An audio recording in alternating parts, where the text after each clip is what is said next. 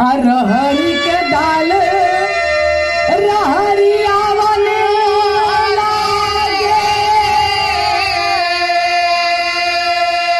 अब हाथ देखी हुली बार ललना मन करे खपड़ा चबैती खटाई खूब खैती ना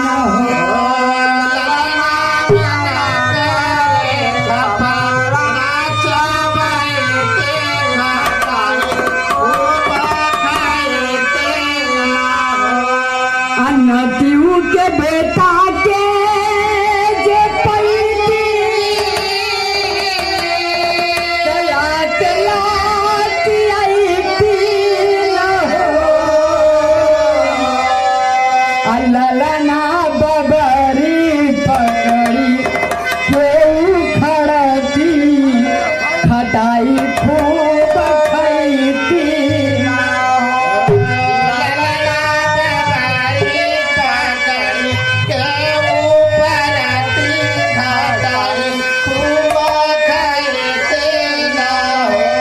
दौड़ा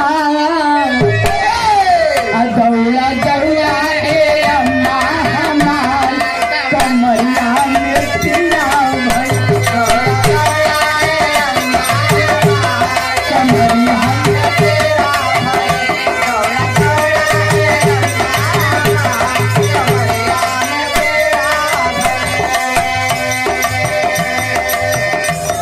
दर्द ना बर्दाश्त होले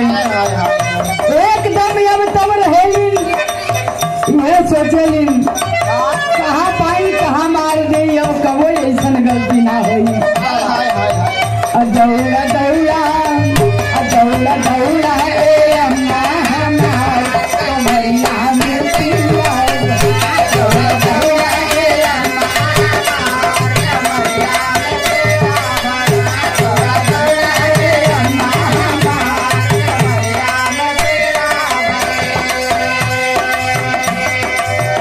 मन के बात बतावत छी अल्लाही पलैया होय बनाही सोई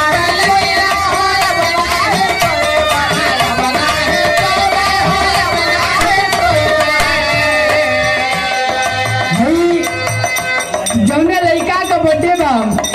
चाचा की ओर से रहल अरे वाह बहुत बहुत सम्मान प्यार दुलार चौथा पांचवा पुरस्कार रहल भैया की ओर से बाबा लगा तो कुल खुशी भैया के वाह रे जितना बड़ा होके के चाहिए बाबा बड़ा आदमी बनले कोनो बड़ा आदमी ना होला